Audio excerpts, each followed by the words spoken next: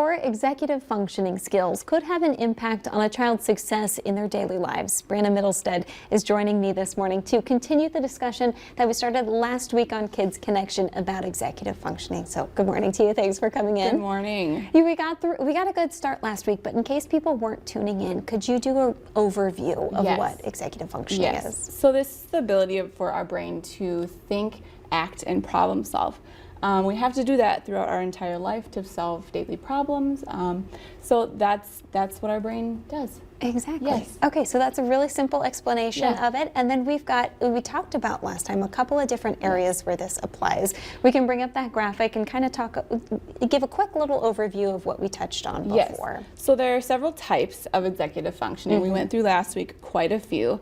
And then this week we'll continue the rest. So initiation, inhibition, sustained attention, shifting attention, emotional control, and working memory. So those are the types that we talked about last week. Okay, so this week we can start with maybe planning. Yes, so this is a topic that we do every day. We plan, we think about what's the goal moving forward. Yeah. Some of our kids in our therapy sessions we're working on like meal preparation tasks. So what's the purpose of that? Well, the goal is to make a sandwich.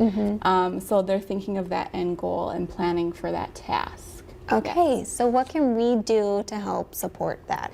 Yeah, so I can show a variety of visuals here. So I'll show this one first. This is just a simple visual for making peanut butter and jelly sandwich. So planning this task, and again, it kind of rolls all together. So organization and time management all kind of falls into here as well. So to plan, we need what? We need all these materials to make this peanut butter and jelly sandwich. Then we have to execute the task. So be able to sequence it. Yes. Be able to get all the materials, spread, so on and so forth. First, it's laying out the bread, and then it's spreading this. Okay. Yes. Okay, excellent. Yes. Okay, good. We're also talking about organization. Yeah. So then sometimes children have a little bit of difficulty identifying what materials are needed. So if I'll ask a 9-year-old, okay, what do we need to make a peanut butter and jelly sandwich? Yeah. He might be like, well, I don't know. Obviously we need the peanut butter and jelly, but what else do we need? We need bread, we need a knife, we need a plate. So being able to organize all those materials and then be able to sequence them. Yeah, maybe you could apply it to bedtime. Totally. I'm thinking, what do we need to get ready for bed? Exactly. Brush our teeth, get our jammies, things like that. Yes, it doesn't only apply to those higher level things, but all of our tasks in our daily life. It's funny, when you start thinking about it, you can probably see how often this creeps up for you throughout the day. Time management. Yes, so with time management, we always ask our children how long they think it's going to take. Some of them will say, well, it's going to take an hour to make a peanut butter jelly sandwich. Others will say, no, it's going to take 5 minutes. So just being able to estimate the time that's needed and then execute the task in that orderly fashion. Are they able to complete it in a timely manner? Are they able to clean up their environment in surrounding areas and have the task completed efficiently? And even if you're working with different ages of children, are you still finding the ability to kind of work with this concept, even if they're real little, or maybe if they're a little bit older and they kind of have a better idea of Most definitely, yes. We use this a lot with our older kiddos, but it definitely starts growing and developing as a child is 1, 2, and so on and so forth. This is just an ever-growing concept. Okay, you brought some more pictures. Do you want to walk through what those are? Yes, so this is just a visual. I showed this one already. This has no words on it. So these are some of our kiddos that maybe are nonverbal or can't read. Yeah. Sometimes this is easier to look at.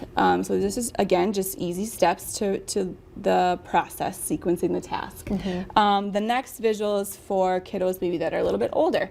So really focusing on that microwave use and safety in the kitchen, completing a task, reading the ingredients and instructions.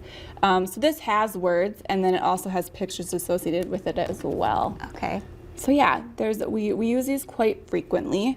So that goes to show you how you can work on the concepts in your offices, and then they can take them home and try to practice them. And are you also giving advice to parents too on how to work through this? Most definitely. We do a concept, we use an acronym called POW, so Plan, Organize, and Work. So we'll do that in the clinic setting, and then we send that home with families to help them generalize those skills and be able to apply it in their entire environment at home. As with all the things that you work on with children, I think it's always important to get started early, and if you have any concerns or questions, to contact you Yes, guys. most definitely. You see an impact when you catch it earlier on versus later, right? Yes, most definitely, for sure.